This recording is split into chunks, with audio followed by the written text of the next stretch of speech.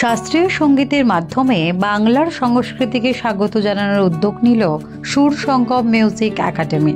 এই একাডেমির সকল শিক্ষকদের ঐকান্তিক উদ্যোগে গত রবিবার ধামুয়ার তনুরানী কমপ্লেক্সে শাস্ত্রীয় অনুষ্ঠানের দ্বারা এক সুবর্ণ সন্ধ্যার আয়োজন করা হয়। 2021 সাল থেকে এই একাডেমির পথ চলা শুরু হওয়ার পর গত বছর থেকে এই শাস্ত্রীয় সঙ্গীত অনুষ্ঠানের শুভ সূচনা করা হয়। এদিনের অনুষ্ঠানের প্রধান আয়োজক ও একাডেমিক শিক্ষক হিসেবে উপস্থিত ছিলেন সুমন ব্যানার্জি। এই অনুষ্ঠানে একাডেমির বহু শিক্ষক শিক্ষিকা ও ছাত্রছাত্রীদের গান রাগ সঙ্গীত পরিবেশন করতে দেখা যায়। এদিনের অনুষ্ঠান থেকে প্রধান আয়োজক সুমন ব্যানার্জি বলেন, নমস্কার, সুমন ব্যানার্জি। আমাদের একাডেমির নাম সুর সঙ্গম মিউজিক একাডেমি। তো আমাদের স্কুলটা 2021 থেকে শুরু করা হয়েছে। আমাদের সঙ্গে অনেকেই থাকে, শুধু আমি একা নয়। তো আমাদের চিন্তাভাবনা যেটা, ছাত্রদের কিরমভাবে এগিয়ে নিয়ে যাওয়া হয়। আমাদের স্কুলে নাচ, গান, আঁকা, আবৃত্তি, গিটার, তবলা, যোগব্যায়াম সব ধরনের সাবজেক্ট আছে এবং সবের টিচার আলাদা আলাদা করে শেখানো হয় এবং বাচ্চাদের বিশেষ করে বাচ্চা বড় সবাইকার খুব ভাগ করে শেখানো হয়। তো পরীক্ষা দেওয়ার সুবন্দোবস্ত রয়েছে। আমাদের স্কুলের অ্যাড্রেস হচ্ছে ধামুয়া স্টেট ব্যাংকের পিছনে যে সাইকেল গ্যারেজটি রয়েছে তার দ্বিতলে আমাদের স্কুল। তো এখানে শনি রোববার স্কুল ওপেন থাকে। যদি আমাদের বছরে 3টে করে অনুষ্ঠান হয়, খুব কম, বছরে 3টে, আরও বেশিও মাঝে মাঝে হয়ে যায়। তো 3টে অনুষ্ঠান বলতে গেলে প্রথমে আমাদের রবীন্দ্র নজরুল জন্মজয়ন্তী আর ক্লাসিক্যাল কনসার্ট একটা হয়, আরেকটি হয় আমাদের বাৎসরিক অনুষ্ঠান। সেটি বিভিন্ন বড় বড় মঞ্চে আমরা অনুষ্ঠিত করে থাকি। এখন যেটা আমাদের চলছে সেটা ক্লাসিক্যাল কনসার্ট চলছে। তো এটা আমাদের গত বছর থেকে শুরু করা হয়েছে। গত বছরে আরও বড় বড় উস্তাদিরা ছিলেন, উস্তাদ শাহাবুদ্দিন বেতার ছিলেন এবং আরও শিল্পীরা ছিলেন। তো এবছরও অনেক নামি দামি শিল্পীরা এসেছেন আমাদের মধ্যে। আমরা গান শুনছি, ভালো লাগছে। ইচ্ছা আছে আরও করে যাওয়ার এরকম অনুষ্ঠান। তো পরের বছর আমাদের চিন্তা ভাবনা যে শিশির মঞ্চ অনুষ্ঠান করা, কিন্তু শিশির মঞ্চের হলটা আমরা এখনো পর্যন্ত পাইনি। বাৎসরিক অনুষ্ঠানে দেখা যাক তাই কী হবে। তো আমরা বাৎসরিক অনুষ্ঠানে বাইরে থেকেও শিল্পী নিই। আমাদের স্কুলের যারা ক্যান্ডিডেট থাকে তারা তো সুযোগ পায়নি, তার বাইরেও আমরা বাইরের ক্যান্ডিডেটও নিই যারা ভালো গান বাজনা করছে, আবৃত্তি করছে, কিন্তু তারা ভালো স্টেজ পাচ্ছে না। তাদের জন্য আমাদের এই ব্যবস্থা যে আমরা তাদেরকে কালেকশন করে ভালোভাবে দেখে নিই যে কে ভালো গাইছে, তাদেরকে দেখে নিয়ে তাদেরকে আমরাও সুযোগ দিই যে গান করুক, আবৃত্তি করুক, তারা ভালো স্টেজ পাক। এই হচ্ছে আমাদের মূল থট। আজকে এই অনুষ্ঠানে মূলত কী কী গান আপনার সঙ্গীত পরিবেশন করা হচ্ছে? আজকের এখানে আছে ভজন আছে, রাগ সঙ্গীত তো রয়েছে, মেনলি আমাদের রাগ সঙ্গীতে রয়েছে সেতার রয়েছে। রাগ সঙ্গীতে যে সাবজেক্ট যেসব ইনস্ট্রুমেন্টগুলো আছে সব ধরনের চেষ্টা করি প্রতি বছর বিভিন্ন রকমের হবে, বিভিন্ন ধরনের ইনস্ট্রুমেন্ট আনা। তো চিন্তাভাবনা আছে পরের বছর আরও ভালো ভালো শিল্পীদের আমাদের এখানে পরিবেশন করা। আপনি যেমনটাই বললেন যে এখানে শেখানো হয় এবং আছে পরীক্ষা নেওয়া হয়, কীভাবে এই পদ্ধতি এখানে আমার স্কুলের গানের শিক্ষক আমি, আর বাকি শিক্ষক তো অন্যান্য সব রয়েছেন, গিটারের স্যার রয়েছেন, তবলা স্যার রয়েছেন, প্রতিটা সাবজেক্ট আলাদা আলাদা। তো আমাদের রেজিস্ট্রেশন করা স্কুল ISO সার্টিফাইড স্কুল। তো আমাদের ফর্ম ফিল আপ করানো হয়। ফর্ম ফিল আপের পর বিভিন্ন বোর্ড থেকে আমাদের এখানেই পরীক্ষা নিতে হয়, কোথাও যেতে লাগে না। আমাদের স্কুলেই পরীক্ষা হয়, বোর্ড থেকে লোক আসে, পরীক্ষা নিয়ে যায় এবং সরকারি সার্টিফিকেট, মার্কশিট সব আমরা স্কুল থেকে প্রদান করি এবং বোর্ডের সার্টিফিকেটও আমরা প্রদান করি এবং ফার্স্ট, সেকেন্ড, থার্ড যারা হয় তাদের প্রত্যেককে প্রাইজ আমাদের স্কুল তরফ থেকে থাকে। আপনি জানেন এটা একেবারে শিক্ষক, একবারে শিল্পী, আর একজন একাডেমি পরিচালক, এই 3 থেকে 4টি জিনিস একসঙ্গে কীভাবে সামলাচ্ছেন? করতে হচ্ছে। বাচ্চারা এত সুন্দর তবলা বাজাচ্ছে, এত সুন্দর গান করছে, এত সুন্দর আমাদের স্যারেরা রয়েছেন, সবাই সহযোগিতা। তো আমার একার দ্বারা তো সম্ভব নয়।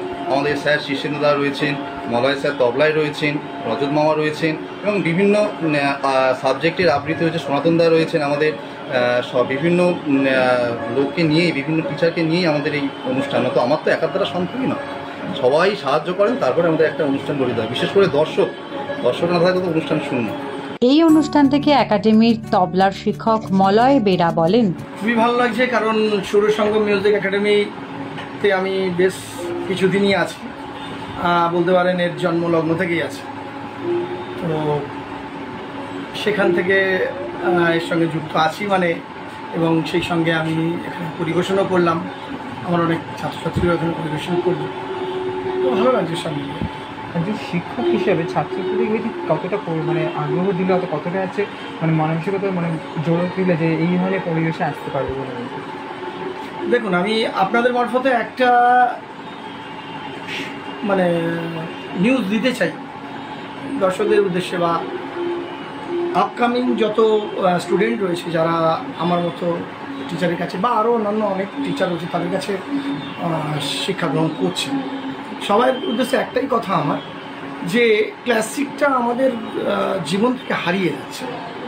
তো সে তুলনায় যদি তারা আরও এগিয়ে আসে, বিশেষ করে গার্জেনরা যদি এগিয়ে এসে এই ক্লাসিকটাকে তারা আগলে নেয়, আমাদের ভারতবর্ষের শাস্ত্রীয় সঙ্গীত যেটা সারা পৃথিবী বিখ্যাত, সেটা যদি তারা আপনা করে নেয়, তাহলে আমার মনে হয় শাস্ত্রীয় সঙ্গীতের একটা জায়গা ফের আমরা ফিরে পাবো। এই অনুষ্ঠানে সঙ্গীত শিল্পীদের সঙ্গীত পরিবেশন দেখতে উপস্থিত হয়েছিলেন বহু মানুষ।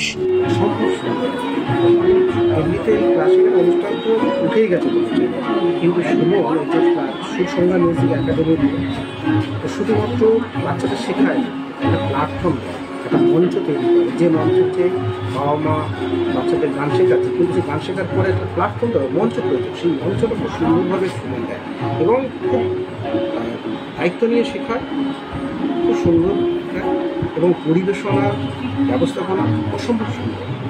এই সুরসংজ্ঞা মিউজিক একাডেমির উন্নতি হোক, শ্রীবৃত্তি হোক, আমি চাই।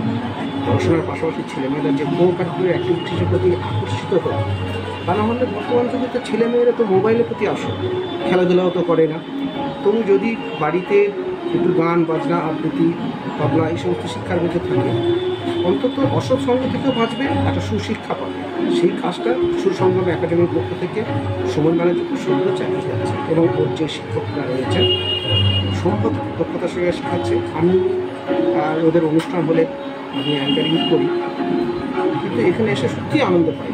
তার সুন্দর পরিবেশ যে প্রয়োজন, সেই পরিবেশটা সময় দিতে পারে। ভালো লাগছে এরকম এতটা আমরা যখন অনুষ্ঠানগুলো দেখি এরকম শাস্ত্রীয় সঙ্গীতের যে অনুষ্ঠান এগুলো শহরের দিকেই বেশি আমরা দেখি এবং দিকটাই ইন্টেরিয়ার জায়গাগুলোতে শেখাটা শাস্ত্রীয় সঙ্গীত শেখা হয়, এরকম পারফরমেন্সগুলো একটু কম দেখা যায়। আমরা এরকমভাবে কালচারটাকে ধরে রাখা হয়েছে, এত সুন্দর করে একটা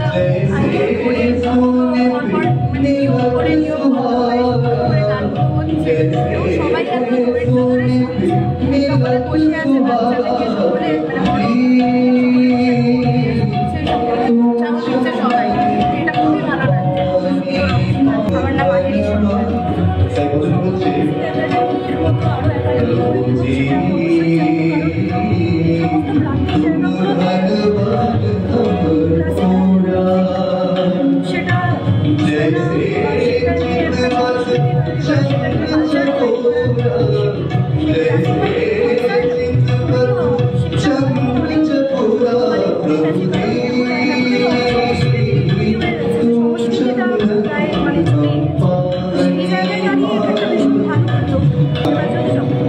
এই দিনের অনুষ্ঠান থেকে একাডেমিতে পাঠানরত পড়ুয়াদের অভিভাবকরা বলেন, খুব ভালো লাগে। আমি তো এই সাবজেক্টে আমার খুব আগ্রহ ছিল, আমার মেয়েকে বিষয় দিয়েছি। ও অনেক ছোটোবেলা থেকে ভর্তি হয়েছে, আসলে স্যারের কাছে শিখছে, সেরকম ভালোও শিখছে, আর আশা করি আরও ভালো শিখবে। ভালোই শিখছে, 5 বছর শিখছে, ভালোই শিখছে। ওরই ভাগ্যবালা যেরকম একটা স্কুল পেয়েছে, একটা কোচ পেয়েছে, যার জন্য আমরা সুন্দর একটা পরিবেশ পাওয়ার জন্য নিজেকে ভালো এগিয়ে নিয়ে যেতে পারছি। এমনকি স্যারদের সাহায্য খুবই পাই, যাতে ও এগিয়ে নিয়ে যেতে পারে গানটাকে। ও প্রচণ্ড গান ভালোবাসে। সব দেখে বোঝা যায় সুর রাগ ছন্দে এদিনের সন্ধ্যা হয়ে ওঠে মনোময়। ক্যামেরায় দেবাশিসের সঙ্গে অভিকের রিপোর্ট, সোনারপুর বার্তা।